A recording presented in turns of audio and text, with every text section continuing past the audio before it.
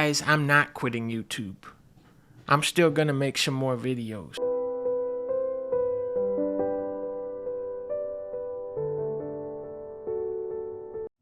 I don't even want to say that. Did the house really happen? I don't know. It's just a theory, a game theory. That would be a crazy one for him to fucking end on. No, but I do think there is a very interesting, kind of fascinating phenomenon with. Obviously, lately people have noticed there's a ton of OG gangsta YouTubers, original gangstas who have been retiring. Okay, and people, it's become a meme where it's like, no, not MatPat, not fucking Scott Talk, whatever the. All these people who are quitting, right? There's a ton of examples, honestly. Like, I really just go Seth Everman, right? He had his big stream, kind of concluding his saga. And in my mind, what does this speak to, right? Well, first of all, it does speak to the fact of, okay, they have too much money, all right? It's not a matter of too much money, but they have enough money where it's like, this is viable and they can do this, you know what I mean? Obviously, you're not going to quit YouTube if you need money, right? And you have millions and millions of subscribers. Number two, I think that it kind of is a testament, in my opinion, to how kind of brutal, YouTube can be as a game, right? Where even the people who are literally at the top of the top, the zenith, have teams of people helping them out, are burnt the fuck out and want to get rid of this career. You know what I mean? Like, they kind of want to step back. Obviously, with Tom Scott, he is a guy, he's like slowly retiring, right? Even MatPat, he's not really truly retiring. He just doesn't want to be the front man in his videos, right? I mean, it's no secret, but YouTube is, it's really just like a ball and chain type situation. Like, you're chained to the fucking wall. You're chained to the algorithm. You need to please the algorithm. If you fall off, if you don't post, if you're inconsistent, even if you have millions and millions of subs, you will slowly fall off, right? Of course, there's exceptions to that rule. There are creators who just drop a fucking bomb every month, every 3 months, every year. The point is, though, the vast majority of people, you need to maintain consistency, you need to be adapting, and you need to be fucking evolving constantly, okay? Very rare that you would see somebody just doing the exact same thing for years and years and years and years and grow, right? Now, there are people who do that and succeed, and I'm jealous of them, and I want to fucking wear their skin. But my point is that, yes, being a YouTuber is one of the most desired occupations of kids today, right? I think it is probably above being an astronaut, which is kind of wild. And it's, in my opinion, a downgrade, okay? It was better when kids were idolizing, engineers, doctors, whatever, astronauts. Obviously, I think most people would agree with that. But we live in a culture of narcissism, right? And in a culture of narcissism, people do want to see themselves as the star, right? I can definitely empathize and fucking understand that perspective, right? To an extent, you kind of need to be a little bit of a fucking megalomaniac to want to be a popular YouTuber, right? Now, there's the right reasons you could say for being a YouTuber. There's the wrong reasons you could say for being a YouTuber. The biggest reason why people want to be YouTubers and they have these fantasies, because the vast majority of people, you need to keep in mind, they maintain fantasies in their head, right? So it's like, yeah, a kid wants to be a YouTuber, or a kid wants to be a professional soccer player. To an extent, those are fantasies, and they probably won't manifest. Fantasy is different than a true calling, okay? In my opinion, to be a YouTuber, a lot of the times you need to have it as a calling, which basically means it's not even necessarily like, I want to be a YouTuber. It's like, I have to be a YouTuber. Like, this is all I've got. You know what I mean? Like, this is what I need to be doing. The vast majority of people who I've talked to many YouTubers now, they acknowledge, like, this is a occupation. This is a career that has fucking destroyed my life. I genuinely feel like a worse person pretty regularly, but I love what I do and I'm willing to suffer for it, okay? Now, that's funny because when people think of a YouTuber, they think of a lazy prick who just uploads slop and then that's it. But in reality, it's extremely rare to get popular on YouTube uploading straight up slop. All right. People still do it. And a lot of the top people, the people actually making millions of dollars and truly kind of coasting, like truly living the life that is kind of advertised as being a YouTuber, right? A lot of those people truly are, yeah, they're kind of idiots. They're, uneducated. They make really stupid decisions, et cetera, et cetera. They're bad role models, whatever you want to say. They prey on fucking kids. Yeah, that's true. But they are the exception, okay? And the rule, in my fucking experience, is people who are like mid-grade, maybe 50,000 to 500,000 subscribers, who are making money, like basically paying their fucking bills by each video. You know what I mean? And when you're basically paying your bills through each video, it's a lot easier for this to feel like, you're in the gulag, right? You're trapped and you can't make it out. It's a lot easier to feel like you're on a hamster wheel when you wake up in a day and you're like, this video needs to fucking do decently or I can't pay rent. You know what I mean?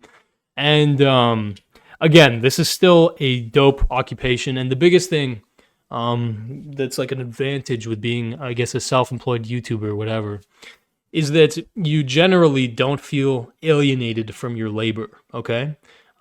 Your labor specifically, like the process of making videos, you feel directly involved with it. You feel proud of it. You can fucking, you want to advertise it and show it off because it's like a part of you, right?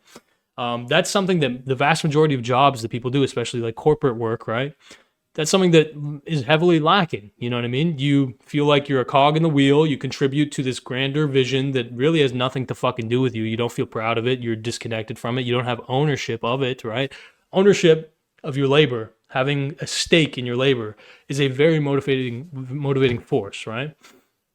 And so, yeah, when basically you get to a point as a YouTuber where you have all this big team working with you, okay? Again, in the case of MatPat, he has a massive team. Tom Scott obviously has a team of people. And you pretty much just become like this actor, like this literal agent of, I'm just going to read what the people who write my scripts tell me. Well, you can start to get more and more alienated, right? Like MatPat was saying. He basically describes it as like, bro, for the last 2 years, most of the theories that I read I don't even write them. You know what I mean? Like I just edit them. And yeah, that obviously contributes to being less proud, less excited, whatever. But beyond that, the point is though, is like, there's 2 reasons that a YouTuber will quit, okay? As a general rule. They've made enough money to not give a fuck, okay? I think that I saw actually a YouTuber really explain this well. One second. What was his name? It was a game dev YouTuber who I've been following for a long time. I think this guy is actually very wise individual, to be honest. Thomas Brush, that's right. Yeah, so Thomas Brush, this guy, he talks about game development, but it's like it goes hand in hand with being a YouTuber because nowadays, if you're an indie game developer, you need to be a YouTuber too. You know what I mean? Kind of, right? One of the easiest ways to sell a video game is to be a YouTuber, right? To kind of grow a audience, right? And then to leverage that audience into getting people to buy your game. It's an important angle for marketing. And so Thomas Brush talks about why Danny, right? The dude who fucking blew up. This guy, I think he's my age. It's insane the amount that this guy blew up making his developer logs, right? And basically, he's kind of fucked off. He popped off hard as hell. And then he fucked off. So you see 13 million views on his most recent video. And it was almost 2 years ago. It was definitely, at the very least, like a year and a couple months ago. 10 million views, 14 million views. Like, this is absolute insanity. And so Thomas Brush, my bad. Thomas Brush talks about how this is like, you as a creator, you can reach escape velocity, okay? Where you get so fucking popular, you pop off so hard, you make so much money, that you just kind of, you fucking go in the roller coaster and you derail and you go into the sky and you're flying, you know what I mean? And that's when you can actually escape the Matrix. And so the point that I'm kind of getting at is that there's 2 real ways that people end up quitting YouTube. Number one is they basically manage to make it out. They reach escape velocity, and they just realize like, this YouTube game, this fucking sucks. I am literally working for an algorithm, and I have too much fucking money. I have too much money to dedicate my entire life to this. I have a family, I have friends, I want to fucking talk to them. Because again, keep in mind, in a typical job, you have a boss and you work for the boss, and the boss can give you direct input. And if they're a decent boss, you'll feel a connection to them and you'll feel like they treat you well, right? When you're a YouTuber, guess who your fucking boss is, unironically? An algorithm, a literal fucking code program, all right? And placating that algorithm is horrendously annoying. Okay, every single video that gets uploaded to my clips channel instantly demonetized. We need to apply for a fucking review. Guess what? The bigger YouTubers who cover trending topics, they don't have to, undergo review because they're big enough that they have like that credibility or whatever. So the tiny little guys always auto demonetized. And yeah, it's like a very it's obviously a system where the more popular you are, the easier shit gets, right? This is known, but like the point that I'm getting at is like, at the end of the day, you are literally serving a fucking algorithm, okay? It's beyond serving your audience. It is truly serving the fucking algorithm. And I don't mean that to say that the audience doesn't matter. The audience does matter. You need to please the audience. But when you're a motherfucker like me, right, who talks about kind of controversial subjects, likes to swear, likes to say fuck off, it is very easy to piss off the algorithm, right? And that's the number one person you can't piss off. That's your boss, all right? You can't piss off your boss because then your boss will cut you off from your fucking audience, right? And so, yeah, bro, I don't blame anybody who gets sick of serving the fucking algorithm, right? There's many cases. Now, look, people mainly talk about legends like MatPat or Tom Scott retiring, right? I've seen so many people retire who just weren't legends, all right?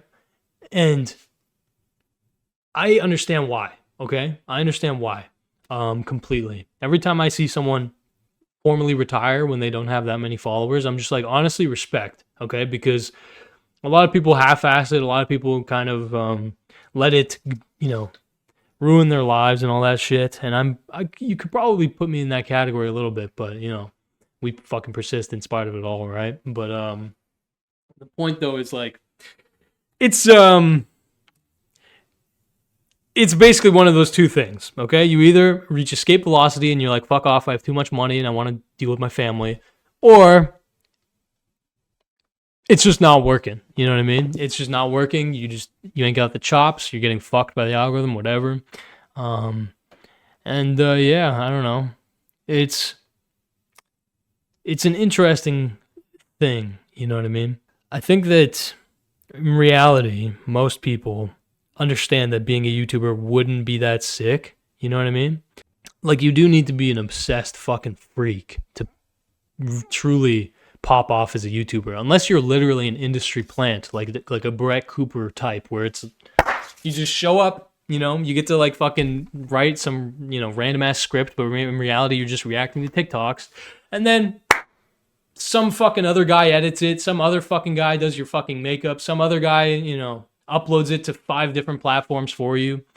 Yeah, okay, if you have 16 fucking employees from the jump helping you create your vision, whatever, etc., yes, this is a very easy job. You could probably maintain it, etc., etc. For most people, okay, being a YouTuber, this is the reality of it. You know nothing. You upload. You try and learn. You iterate. Over many years, most people, you slowly build a fucking understanding of how shit works. You try and understand the algorithm. You literally are MacGyvering your success, you know what I mean? Through trial and error. And that, for me, it's like, I came to the realization, like, being a YouTuber is fucking not easy, bro. And again, this isn't me bitching. It's just me kind of facing the reality. I like the fact that it's not easy. Trust me, okay? I like the challenge because I'm fucked in the head and I'm a little bit of a masochist and I'm tied to a fucking wall right now. But we're not going to talk about that, okay? Ow. Yeah, sorry. But the point that I'm getting at is like, there are many people who think that this is like an easy fucking profession. And look, if you're making any videos that are even remotely worth watching, in my opinion, right? If you're not just making fucking Fortnite, uh, whatever, kind of shit out videos, if you're not just making, drama, update videos, okay? Because yes, of course, there's people who kind of coast on easier content. But if you're making anything even remotely worthwhile, in my opinion, you are going to be the cameraman, the audio guy, the thumbnail artist, the director, of course, the writer, of course. You're going to be the editor, of course, which is a massive fucking part of it. You're going to be, what would you say, the fucking algorithm guy? Like, you're going to be the one doing all the key inputs. You're the PR guy, obviously, because you have to fucking do PR for your brand. You're the community organizer or the community fucking, manager of your Discord or whatever you got going on. And slowly, if you manage to kind of balance all this shit, you can become, you can employ other people or like get other people to do these other jobs, and it becomes a bit easier maybe. But to get to that point where you can actually be making enough money to, outsource, you got to run the fucking gauntlet. You got to get into the gulag and you got to grind. You know what I mean? And a lot of that grinding is just unpaid. It's just straight up unpaid, right? It's almost like an apprenticeship, like the old arcane way that apprenticeships would work. Sometimes they work like this now, but apprenticeships used to be like you would work for 5 years without pay, learning from professionals, right? And it was kind of, it was a little bit of a sus practice, but like you absolutely come out of it being like a professional or whatever. With YouTubers, yeah, you develop a lot of skills, all this stuff, but there's no guarantee that at the end of those 5 years you come out and you can just be making a salary, right? Again, that's completely dependent on the algorithm, and then you get what I'm saying. So yeah, why are people quitting being YouTubers? Alienation, escape velocity, they have too much fucking money. Or yeah, I mean, they quite simply realize that this fucking profession sucks your social life out of existence a lot of the times, and it fucks up your brain a little bit. Here's the thing: every job, you do the job, and people think you do a job and then that's it, and then you go home, okay? But in a lot of times, especially a job like YouTube that's so all-consuming, like you really, truly can think about this 24/7, really. You do a job, and the job shapes you, okay? The job influences you, right? And not everybody perceives that. And so you can get to the point where you have people like fucking Too Mad, right? Who is a dude that is like the most extreme example of algorithm brain that I've ever seen in my life. Like he's literally fixated on what'll get views, whether he's popping off or not. And there's a ton of YouTubers like this, by the way, okay? A fuck ton of YouTubers I've talked to that are absolutely like on that dopamine, like fucking, I got numbers. The numbers are the main thing, you know what I mean? And yeah, when the numbers are down, when that's your main thing, which again, you're trained to care a lot about the fucking numbers because of the algorithm, but also because you want to get paid. When that's your main thing, that shapes the way your fucking brain operates, bro. That fucks with you, okay? And I've seen, again, I've been observing fucking YouTubers for literally 14-ish years. And I've seen many people literally lose their minds, okay? And of course, being a YouTuber is not the only reason for that, but it does not fucking help, okay? When I've seen many, many creators literally develop like schizophrenia, yeah, depression, yeah, fucking, psychosis, whatever you want to say, drug problems, etc. And those are the people that you don't really hear about, because when they make videos about quitting, they're like, they've already fucking fallen off, you know what I mean? There are examples that I guess I could say, but I just don't even want to mention it just because it depresses me, because a lot of people from my childhood and stuff like that. But yeah, I think that the thing that motivates me to continue making YouTube is two things, okay? The first thing is I genuinely view it, even though I've been doing this for over 10 years, 11, I think, years, maybe 12 now almost. I genuinely view it as I am early. Okay, I'm young and I am early, which is very different. When I was literally 14 making videos, I thought I was already late. Okay, think about that. When I was 14 making YouTube videos, I thought I was late to the party. I saw like Sky Does Minecraft getting millions and millions of views in Minecraft videos, and I'm making Minecraft videos, and all I'm thinking is I'm fucking late. You know what I mean? I felt like my efforts weren't worth it. That just speaks to my lack of foresight, right? I think that right now we're actually very, very early. Okay. And so I think that there's much potential to flourish, right? So that's one of the main reasons that I continue doing this, because I see potential for both my skills to improve and I see a large potential for payoff in the future, right? If I, am diligent and I actually evolve, I work, I fucking put the work in. Number 2 reason is because I really fuck with creating like a collaborative environment. You know what I mean? Like there is so much talent on YouTube, so many talented people, and the thing that fucked with me is like talent does not get rewarded really at all on YouTube. Okay, you can be extremely talented, extremely creative, but unless you're consistent and very determined to chase the algorithm, you're not going to pop off. And so there's a fuck ton of people with so much skill, so much clear potential, and none of it is appreciated because basically they can't placate the fucking algorithm, or they're not interested in placating the algorithm. And so by kind of commissioning and working with a lot of people who are just very talented, but they're not like interested in grinding in that way, it opened my eyes basically, where it's like, holy fuck, if I can make this YouTube venture profitable or whatever, if I can make enough money off this YouTube stuff, then I can continue to work with these talented people to like bring this like vision, you know what I mean? And so that's, again, the biggest reason, right? So the first is basically just to see there's the potential for evolution, there's the potential to pop off. The second is just understanding that like this can lead toward basically being like a director or like manifesting a fucking vision, which is super cool. It's like one of the coolest things. I think that one of the most like magical moments for me was when and this has happened a number of times just in the recent, months, basically. I was just genuinely amazed when I plan to work with someone and then they're just like wickedly talented. And I basically sell them a vision of what I want and then they over deliver on it. And I'm just like, wow, holy fuck.